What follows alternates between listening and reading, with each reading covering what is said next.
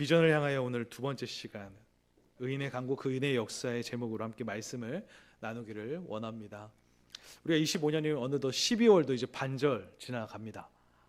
이제 2주 남았어요.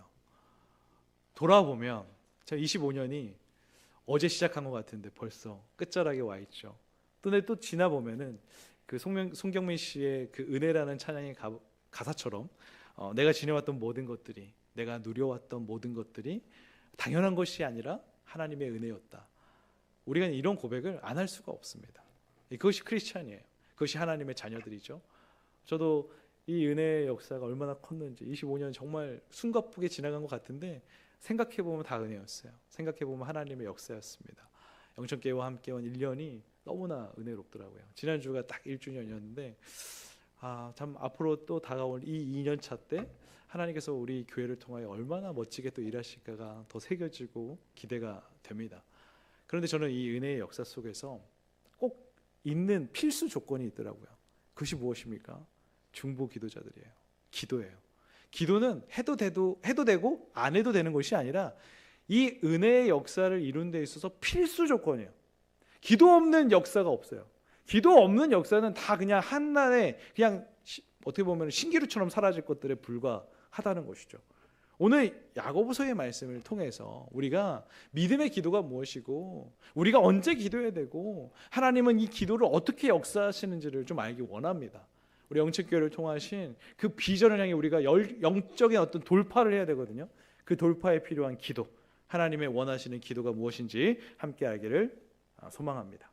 오늘 말씀으로 한번 들어가 볼게요. 야고보서의 수신자들, 신자들이 엄청난 시련과 핍박을 받았습니다. 신앙을 지킨다는 것은 그 당시에 너무나 힘겨운 일이었어요. 매번 말씀드리지만 그들은 생명을 걸었습니다.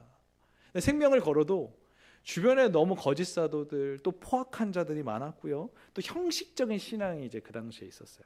그러다 보니까 그 신앙의 진리 위에 굳게 서지 못하는 이들이 많았다는 것입니다. 그런 어려움이 많은 곳에 이 야고보 사도가 이제 서신을 쓰는 것이죠. 그런데 그 서신의 가장 핵심은 행함 있는 믿음이지만 기도예요. 야고보서 1장 말씀을 보면요, 5절에 이런 말을 합니다. 너희 중에 누구든지 지혜가 부족하거든 모든 사람에게 후히 주시고 꾸짖지 아니하시는 하나님께 구하라 그리하면 주시리라. 아멘. 우리 이 말씀 너무 좋아하잖아요. 기도하실 때 이 야고보서 1장 5절 모르시는 분 없을 겁니다. 기도하는 분들이라면 구하라 그리하면 주시리라. 그런데요, 이 야고보 사도가 1장에 이렇게 시작했는데 오늘 5장이 끝장입니다. 근데 끝장에도 끝부분에 기도를 말하고 있다는 것이죠. 결국 온전한 진리의 공동체를 세워가기 위해서 하나님의 사람들이 해야 될 것은 기도라는 거예요. 그렇기 때문에 기도해야 됩니다. 그럼 언제 기도해야 되는가? 언제 기도해야 하는지 한번 보시면요, 이때 기도해야 돼요. 자, 우리 한번 파란 글씨 한번 읽어보도록 하겠습니다. 읽겠습니다. 고난 당할 때 기도, 즐거울 때 찬송 기도 하십시오. 아멘. 13절 말씀 읽겠습니다. 너희 중에 고난 당하는 자가 있느냐? 그는 기도할 것이요. 즐거워하는 자가 있느냐? 그는 찬송할지니라. 아멘. 고난 당할 때 해야 될 믿음의 걸음이 기도라는 거예요. 근데 왜 우리가 고난 당할 때 기도해야 되느냐? 고난이 우리에게 찾아오잖아요. 우리는 동일합니다. 거의 모든 분들이 동일해요. 이러한 감정이 찾아옵니다. 걱정, 염려, 분노, 불평. 이게 찾아와요. 이게 찾아온 뒤에요, 또 감정에 막 오르내림이 막 있죠. 감정의 격변이 막 일어나요. 그러면서 하는 게 무엇입니까? 책임전가, 자책. 두 가지가 또 찾아옵니다. 무조건 찾아오더라고요. 내가 그때 이거 하지 말았어야 했는데, 내가 그때 그 사람만 아니면 됐는데. 이러한 고난의 시절, 어려움이 찾아오면 누구나 그렇게 하게 된다는 것입니다. 그런데 그때 해야 될 것이 우리의 마음을 지키기 위해 기도해야 한다는 겁니다. 또 즐거울 때 찬송한다. 찬송이 곡조 있는 기도입니다. 즐거울 때에도 우리가 기도해야 돼요. 그런데 왜 우리가 이때 기도하라고 하는가? 고난당할 때 즐거울 때 기도해야 되는 이유가 무엇이냐? 기도라는 것이 무엇이냐? 하나님께 우리의 시선을 고정합니다라는 행위입니다. 성도님들, 다시 한번, 고난당할 때 하나님께 시선을 고정하지 못하고 기도하지 않는 사람은 어떻게 합니까? 상황에 이제 막 집중해요. 고난의 상황에 집중해요. 염려하는 자신에게 집중하기 시작합니다. 그러면요, 그것들에 집중하다가 우리의 신앙이 약해지고 바닥을 칩니다. 하나님 보지 않아요. 하나님께 원망하기에 시간을 그냥 모든 걸 써버립니다. 다시 일어서서 나갈 힘을 갖지 않아요. 그런데 기도하는 사람은 어떻게 합니까? 하나님께 시선을 고정해요. 고난의 상황, 염려의 상황을 집중하는 것이 아니라, 지금 상처를 바라보는 것이 아니라 오히려 고난을 극복하게 하시고 이 염려를 사라지게 하시고 상처를 회복시켜 주실 하나님을 보는 거예요. 그러면 그렇게 기도하고 있다 보면 어느 순간 그 고난을 뚫고 지나갔음을 깨닫게 되는 거죠. 그렇기 때문에 기도해야 되는 거예요. 기도하지 않는 자들은 이러한 감격과 희열을 경험할 수가 없습니다. 또 즐거울 때 왜 기도해야 됩니까? 왜 즐거울 때 우리가 시선을 하나님께 고정해야 됩니까? 우리가 즐거울 때, 형통할 때 하나님께 시선을 고정하지 않잖아요. 교만해집니다. 내가 이루었다고 생각하기 시작합니다. 근데 이게 왜 무서운지 아세요? 하나님은 주시는 분이시기도 하지만 하나님 거두어 가시는 분이시기도 하거든요. 감사하지 않으면 하나님 거두어 가실 수 있어요. 그러면 그때 또 반복해요. 불평, 원망, 하나님을 향한 모든 거친 말들을 쏟아내기 시작하죠. 저는 이 믿음의 기도에 대해서 또 묵상하는 가운데 한 청년의 고백이 또 생각이 났습니다. 이 청년이요, 그 당시 굉장히 힘겨운 시절을 겪었어요. 납득할 수 없는 일들이 벌어졌고요, 이해할 수 없는 일들이 벌어져서 소송으로 막 법원을 가야 되는 일들까지 일어났습니다. 신방하러 가면은 만나면은요, 처음 시작부터 눈물을 흘리고 끝날 때도 눈물을 흘려요. 그러니까 자매가 눈물을 흘리면 목회자는, 이게 목회자가 아니어도 힘든 상황이잖아요. 사람들이 얼마나 많이 쳐다보겠습니까? 뭐 지금 약간 뭐 서로 헤어지나 막 이런 오해를 살 수도 있는데 계속 눈물을 흘리는 거예요. 휴지를 막 계속 휴지 가져오러 몇 번을 왔다 갔다 해야 돼요. 그리고 이제 또 사귀던 사람과 헤어지고, 막 연애는 잘 안 되고, 결혼을 하고 싶은데 결혼이 안 되고, 막 이런 일 때문에 너무 지쳐하던 시즌. 이제 미국에 출장이 있어서 미국을 가게 됐어요.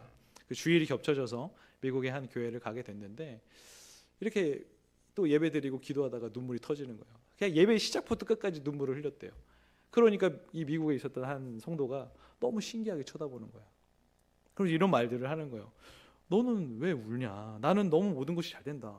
너무 승승장구하고 있어서 나는 당신이 이해가 되지 않아요. 어떻게 교회 와서 이렇게 울 수밖에 없습니까? 라고 말을 하다가 마지막에 이 말을 했는데, 너무 모든 것들이 잘 되고 있어서 나는 하나님 없어도 될 것 같아요. 하나님이 필요 없게 여겨져요. 이 말을 이 청년한테 하는데, 이 청년이 하나님께서 자신을 딱 때리는 것 같았대요. 아, 이 고난 때문에 1년 동안 내내 눈물을 흘리면서 하나님께 나 왜 이렇게 힘들어야 돼요? 이렇게 막 자신의 상황을 토로하고 있었는데, 이 성도의 말을 듣는 그 순간, 고난은 하나님이 주신 선물이구나.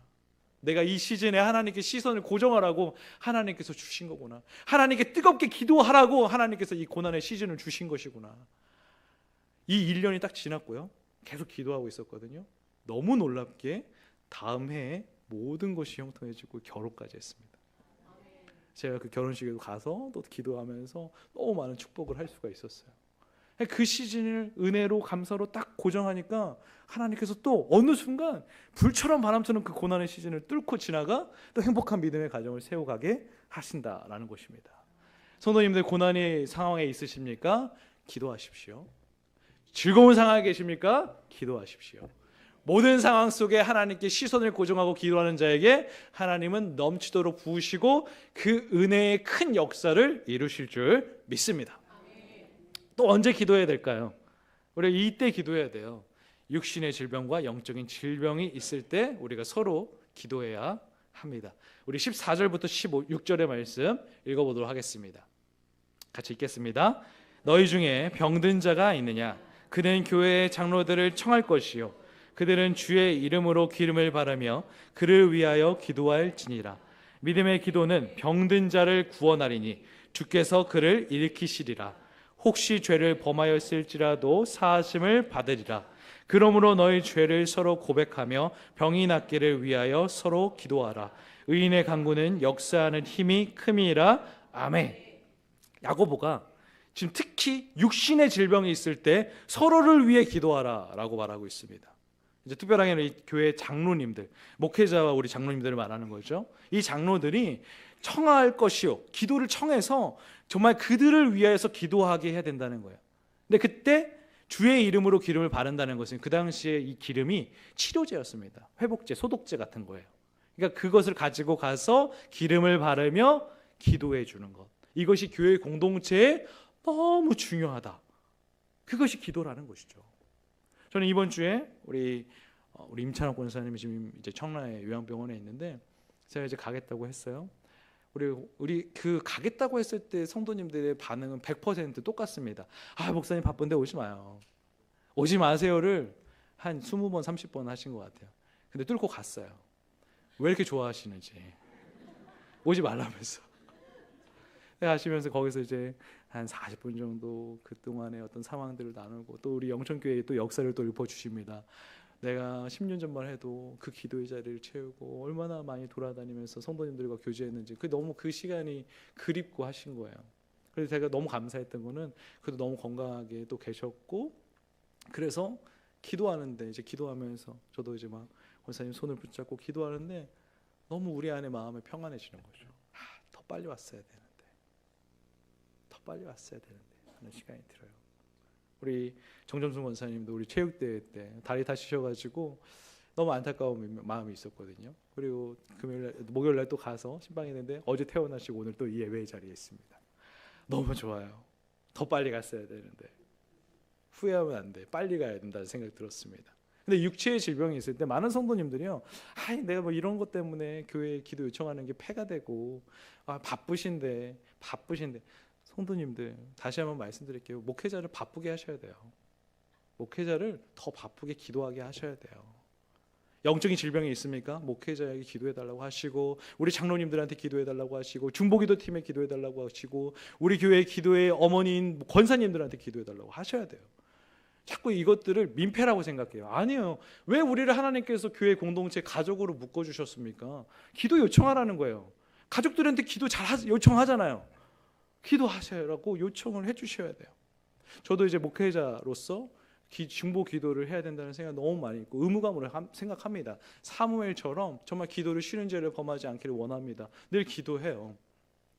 근데 정직한 이 중보를 하는 분들을 만나면서 참 많은 도전을 받았고 결단을 받았는데 제가 이 중보 기도에 대해서 저에게 정말 깨달음을 주었던 한 청년과의 일화를 또 얘기하고 싶습니다.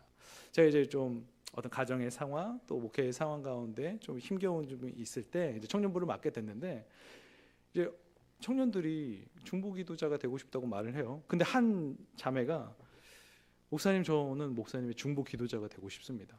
그런데 목사님도 저의 중보 기도자가 되어 주셨으면 좋겠습니다. 근데 그 청년도 너무 힘든 시즌을 보내고 있었어요. 뭐 알할 수 없는 많은 일들이 있지만 파혼하게 되고 막 이런 일들이 있었어요. 그래 나도 기도할게. 그래서 이제 기도 제목을 공유하고 기도하고 있었습니다. 일주일이 지났을까요? 그 청년한테 문자가 왔습니다. 목사님 기도하고 계시지요? 기도하고 있어. 문자 받고 더 기도했어요. 또 일주일이 지났습니다. 목사님 기도하고 계시지요? 와, 거의 한 3개월을 그 친구가 그렇게 매주 하는데요. 어느 날 저는 깨달았습니다. 새벽 예배 첫 기도가 그 자매의 기도더라고요. 그렇게 쉬지 않고 매일 아침 제일 첫 기도를 첫 기도 저는 저의 사역을 위해서 가정을 위해서 많이 기도했는데 와 그렇게 기도하게 된 거예요. 그 힘든 시즌을 지나갔습니다. 올해 5월에 그 힘든 시즌을 겪었던 자매가 이제 가정을 이뤘습니다. 제가 거기 가서 주례도 하고 했는데 이번 주에도 중보기도 요청을 3번이나 했습니다. 신랑 되는 남편이 이제 이 독감으로 기침을 하다 보니까 폐가 너무 상해가지고 일주일 넘게 입원을 하게 된 거예요. 그 모든 상황을 구체적으로 지금 이렇다고 합니다. 기도해 주세요. 이렇다고 합니다. 기도해 주세요. 어제 퇴원했습니다. 계속 중보기도 하게 되는 거예요. 성도님들 제가 왜 이 말합니까? 수시로 찔러보셔야 돼요. 기도했으니까 나는 요청했으니까 끝이에요? 사람이 그렇게 기억력이 좋습니까? 목회자가 그렇게 기억력이 좋습니까? 아니에요. 찌르셔야 돼요. 그러면 찔리는 순간 기도합니다. 계속. 그럼 어느 순간 그 기도가 그냥 호흡처럼 튀어나오더라고요. 이게 중보기도구나. 저는 우리 영천교회가 이런 중보기도자들이 되길 소망합니다. 찌르세요. 기도 맡겼다고 이제 끝났다가 아니라 찌르세요. 의무감으로도 기도할 수 있게. 그를 위하여 기도할 때 주께서 그를 일으키시고 그 기도의 제목대로 온전히 일하실 줄 믿습니다. 자, 그렇다면 믿음의 기도는 그럼 도대체 무엇일까? 믿음의 기도는 이런 기도입니다. 하나님의 역사를 믿고 의심하지 않는 기도예요.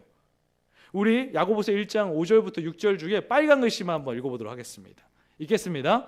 하나님께 구하라 그리하면 주시리라. 오직 믿음으로 구하고 조금도 의심하지 말라. 의심하는 자는 마치 바람에 밀려 요동하는 바다 물결 같으니. 아멘. 자, 야고보서 시작하면서 야고보 사도가 말하는 거죠. 의심하지 말고 구하는 자만 받는 거예요. 근데 우리가 기도하면서 자꾸 의심을 해요. 주실까? 이루실까? 행하실까? 그런 자들은 받기를 조금 더 의심, 받기를 그냥 받으려고 하면 안 된다는 것입니다. 지금 저 말은. 그런 다음에 5장에 와서 믿음의 기도에 대해서 마지막 정의를 하고 있죠. 우리 15절부터 16절 말씀도 읽어보겠습니다. 읽겠습니다. 믿음의 기도는 병든 자를 구원하리니 주께서 그를 일으키시리라. 혹시 죄를 범하였을지라도 사하심을 받으리라. 그러므로 너희 죄를 서로 고백하며 병이 낫기를 위하여 서로 기도하라. 의인의 간구는 역사하는 힘이 큼이니라. 아멘. 믿음의 기도는 구원의 기도예요. 구원하는 기도예요. 근데 이 구원하리란 말이 두 가지가 있어요. 첫 번째로 NIV 성경을 보니까 make well이에요. 건강하게 하다. 육신의 질병을 치유하는, 육신의 연약함으로부터 구원함을 이루는 역사가 일어나는 게 믿음의 기도예요. 그리고 이 구원하다라는 이 말이 이제 원어적인 의미를 보니까 영혼을 구원한다는 의미가 있어요. 이것은 무엇입니까? 영적인 질병, 죄에 빠진 이들조차도 구원으로 이끄는 기도가 믿음의 기도라는 것입니다. 그러니까 내가 원하는 대로가 아니라 나를 구원해 주시는 하나님의 역사를 믿고 믿음으로 하는 기도, 하나님은 반드시 하신다, 의심하지 않는다, 이 기도가 믿음의 기도라는 것입니다. 그리고 이 믿음의 기도가 은혜의 역사를 이룬다라는 것이죠. 그런데 오늘 16절에 보면 의인의 기도, 의인의 간구라는 말이 나오는데 저희는 이 의인이라는 말이 한편으로는 감격인데 한편으로는 부담감이에요. 내가 의인의 간구를 할 수 있는가? 나같이 죄 많은 이가, 나같이 연약한 자가 내가 과연 그렇게 하나님께 간구한들 내 기도를 들으실까? 나는 의인이 아닌데 막 이런 말을 해야 돼요. 이런 의심이 찾아올 때가 있습니다. 근데 우리가 의인에 대해서 오해하고 있기 때문이에요. 우리가 의인하면 성경에 나오는 수많은 믿음의 의인들을 보면서 저 사람들은 정말 대단한 일을 이루고 대단한 역사를 이루고 그런 사람들이 기도했으니까 되는 거라고 생각을 하거든요. 그런데 성도님들 아셔야 될 것은요, 의인은 죄와 결점이 없는 완벽한 사람을 의인이라고 하신 적이 한 번도 없습니다. 다 죄 많고 연약한 자들이에요. 근데 의인이 누구였습니까? 예수 그리스도의 십자가의 죽음이 나의 것이고 예수 그리스도의 부활이 나의 것이고 내가 그런 구원의 주를 모실 수 있다는 것, 믿을 수 있다는 것이 나의 구원이 복이다, 이렇게 믿는 자들, 예수 그리스도가 나의 실제가 되는 것, 예수 그리스도 나의 전부가 되는 것, 예수 그리스도가 나의 왕의 왕이고 나의 주인이 되는 것, 이것을 믿음으로 고백한 자들이 주님께서 의롭다 칭해 주신 거예요. 의인은 그런 겁니다. 나의 공로가 아니에요. 그렇기 때문에 저도 의인이고 예수를 구주로 모신, 구주로 고백한 여러분 모두가 의인입니다. 우리의 간구를 주님이 사용하시는 줄 믿습니다. 그 기도하라고 말하는 것입니다. 그러면서 오늘 17절부터 18절의 말씀을 보니까 엘리야 사건이 등장합니다. 엘리야에 대한 이야기 한번 또 함께 나누도록 하겠습니다. 읽겠습니다. 엘리야는 우리와 성정이 같은 사람이로되 그가 비가 오지 않기를 간절히 기도한즉 3년 6개월 동안 땅에 비가 오지 아니하고 다시 기도하니 하늘이 비를 주고 땅이 열매를 맺었느니라. 아멘. 자, 의인을 좀 이해하기 쉽게 좀 사건 하나를 가져오는데 엘리야를 가져와요. 야고보 사도가 대단한 사람이에요. 엘리야를 가져오다니. 엘리야는 어떤 사람입니까? 1대 850 갈멜살 전투, 이 바알과 아세라 선지자와의 전투를 승리로 이끈 대선지자입니다. 대선지자. 엘리야 같은 선지자가 사실 없어요. 그런데 시작점이 엘리야는 우리와 성정이 같다라는 거예요. 엘리야가 우리와 별로 다를 게 없는 사람이라고 시작을 하는 겁니다. 사실 우리로서는 이해가 되지 않는데 그러면서 이제 사건 하나를 가져오는데 이스라엘의 죄가 너무 많아. 이스라엘은 정말 우리가 똑같지만 이스라엘 보면서 우리는 반면교사도 삼아야겠지만 너무 죄를 많이 지었어요. 그렇기 때문에 하나님이 벌을 주시는데 가뭄을 주십니다. 가뭄의 기간이 3년 6개월. 3년 6개월 동안 비가 한 방울도 내리지 않았어요. 그리고 나서 때가 되어 하나님께서 갈멜산 전투를 승리케 하시고 다시 엘리야로 기도하게 하십니다. 비가 내리게 하는. 비가 내리는 기도를 하는 이 모습을 보면서 이것이 믿음의 기도고 이것이 의인의 간구라는 거예요. 엘리야도 성정이 같다. 우리와 같이 피곤을 느끼고 괴로움을 느끼고 낙심을 느끼는 평범한 사람이었다는 거예요. 그러나 그가 믿음의 기도를 어떻게 했느냐. 열왕기상 18장 42절부터 44절 함께 읽도록 하겠습니다. 읽겠습니다. 아합이 먹고 마시러 올라가니라. 엘리야가 갈멜산 꼭대기로 올라가서 땅에 꿇어 엎드려 그의 얼굴을 무릎 사이에 넣고 그의 사환에게 이르되 올라가 바다 쪽을 바라보라. 그가 올라가 바라보고 말하되 아무것도 없나이다. 이르되 7번까지 다시 가라. 7번째 이르러서는 그가 말하되 바다에서 사람의 손만한 작은 구름이 일어나나이다. 이르되 올라가 아합에게 말하기를 비에 막히지 아니하도록 마차를 갖추고 내려가소서 하라 하니라. 아멘. 비를 내려달라는 기도, 주님께 받은 이 기도를 하기 시작합니다. 그런데 이 기도를 하기 위한 그의 모습이 어때요? 무릎을 꿇고 누워서 그 무릎 속에 얼굴을 집어넣습니다. 제가 해봤어요. 너무 안 돼요. 허리가 부러질 것 같아요. 한번 해보세요. 무릎을 꿇고 머리를 무릎 사이에 놓고 간절한 기도를 하나님께 올려드렸다는 거예요. 이 간절함으로. 성도님들, 믿음의 기도라는 것은 먼저 간절해야 돼요. 그리고 자, 기도를 시작했습니다. 첫 번째 이제 사환에게 점검을 하러 가라고 해요. 손바닥만한 구름 하나 일어나지 않았어요. 2번, 3번, 7번. 7번이 기도하니까 비로소 그때 손바닥만한 비구름이 생기기 시작한 거예요. 성도님들, 여기서 주는 의미가 무엇입니까? 하나님이 하신다는 것에 대해서 엘리야는 단 한 번도 의심하지 않았다는 거예요. 7번 했는데 안 됐어요? 70번이라도 할 사람입니다. 믿음의 기도, 의인의 간구는 이런 것입니다. 엘리야도 똑같은 사람인데 이렇게 했으니 우리 어떻게 해야 돼요? 우리도 똑같이 하면 되는 거예요. 야고보는 그 말하는 겁니다. 너희들 힘드냐? 엘리야도 우리랑 똑같은 사람인데 이렇게 기도했잖아. 우리 이렇게 간구하자. 그러면 하나님이 그 은혜의 역사를 크게 이루실 것이다. 우리 영천교회에 주시는 귀한 믿음의 고백인 줄 믿습니다. 우리도 이렇게 기도해야 돼요. 하나님의 일하심을 기대하신다면 간구하십시오. 정말 간절하게 끝까지 포기하지 않고 의심하지 말고 간구하시면 하나님 이루실 줄 믿습니다. 근데 이제 이 의인의 간구에 대해서 말하는 데 있어서 이제 야고보 서신을 받는 수신자들에게 핵심적인 딱 하나의 너희들이 이렇게 해야 된다는 것을 말하기 시작하는데요. 바로 서로 기도하랍니다. 우리 16절 말씀 한번 띄워주시면 빨간 글씨 한번 읽어보도록 하겠습니다. 읽겠습니다. 서로 기도하라. 의인의 간구는 역사하는 힘이 큼이니라. 아멘. 서로 기도하라. 혼자 기도하는 게 아니에요. 이 기독교, 특히 이 크리스천들의 신앙생활은 절대 혼자 할 수 없습니다. 원래 혼자 하는 게 아니에요. 함께 하는 거예요. 우리 역사를 이루는 것은요, 그 기독교 역사는요, 함께였습니다. 혼자 한 게 하나도 없어요. 혼자는 절대 이룰 수가 없는 역사예요. 하나님이 원하시지 않아요. 우리가 왜 이렇게 주일에 거룩한 주님의 날에 모여서 예배드립니까? 우리 함께 예배함으로 하나님께서 우리를 통하여 일하실 하나님의 사명과 소명을 기대하는 것입니다. 그렇기 때문에 우리는 서로 기도해야 돼요. 서로. 각 개인의 기도도 중요한데 서로 기도해야 돼요. 함께 기도해야 돼요. 그래야 하나님이 일하시는 거예요.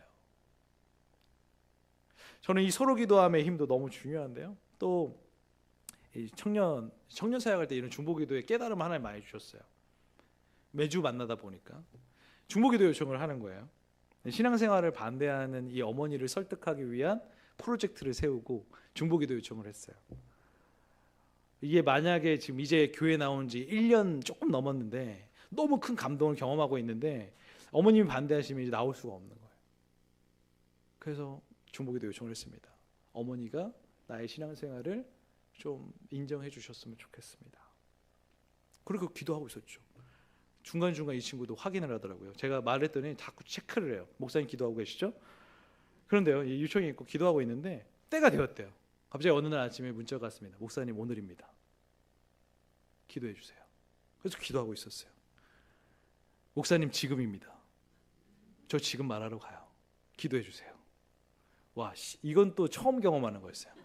시차별로. 그런데요, 계속 기도하고 있었어요. 저만 기도하고 있었을까요? 이렇게 중보기도 요청하는 친구들은요, 중보기도 대원들을 아예 거느리고 다니더라고요. 이 친구를 위해서 기도하고 있는 사람이 30명 있었어요. 중보기도 팀이 있었는데 매주 화요일마다 저녁 8시부터 9시까지 1시간 맨날 교회에서 기도하는 중보기도 팀이 따로 있었거든요. 그리고 나서 다음 날 이 친구가 바로 그날 답을 안 줬어요. 저는 어떻게 됐나? 안 됐나? 다음 날 아침에 설레는 마음으로 또 문자를 보냈는데 한가득 긴 문자로 신앙생활하는 걸 허락받았습니다. 할렐루야. 아멘. 이게 서로 기도하는 게 힘이에요. 안 될 거라고 생각했어요. 한 번도 어머니가 고집을 꺾으신 적이 없대요. 그런데 서로 기도하고 있으니까 말도 안 되잖아요. 바로 그날 그냥 그래라. 허무할 정도로 바로 허락을 해주신 거예요. 이게 중보기도의 힘입니다. 우리 영천교회 앞으로 중보기도 더 열심히 하기 원합니다. 우리 교회는요, 성도님들 기억하셔야 돼요. 이미 중보기도에 말할 수 없는 기적을 경험한 교회세요. 본인들만 모르시는 것 같아요. 그 기도에 증거가 있잖아요. 누구십니까? 원로 목사님이세요. 원로 목사님이 1%의 기적의 사나이지 않습니까? 이것을 경험하셨잖아요. 24시간 1분이 한시도 쉬지 않게 중보기도 하던 분들이 바로 여러분들이세요. 제가 경험한 건 잽도 안 돼요, 사실. 비교도 안 돼요. 비교도 안 될 그 기적을 경험하신 분들이에요. 그런데 우리가 코로나가 이 크리스찬들의 교회를 핥히고 가는 흔적이 아직도 지금 너무 우리는 제 흔적이 너무 셉니다. 근데 이 흔적 언제까지 가져갈 겁니까? 흔적 성형수술합시다. 기도로. 성도님들 중보기도하는 교회 되길 원해요. 내년에 엄청 중보기도 우리 하는 교회로 막 일어나고 양육이 활발하게 일어나서 이제 다시 이전의 영광을 넘어서 더 큰 영광, 나중 영광이 더 크리라. 이 학개서의 말씀에 그 주님의 고백이 우리의 고백 되어지기를 소망합니다. 기대가 됩니다. 성도님들 기대하시고 함께 나아가기를 소망합니다. 말씀 마치겠습니다. 중보기도의 역사가 어마어마해요. 전 중보기도의 역사를 이렇게 말하고 싶습니다. 하나님의 보좌를 움직이시는 기도. 다시 말씀드릴게요. 하나님의 보좌를 움직이시는 기도. 하나님의 보좌가 움직입니다. 우리를 향하여. 그러면 역사가 일어납니다. 하나님의 일하심을 기대하시면서 우리 함께 기도로 그 비전을 향하여 영적 돌파 이루는 우리 영천교회 되기를 주님의 이름으로 축복합니다. 기도하겠습니다.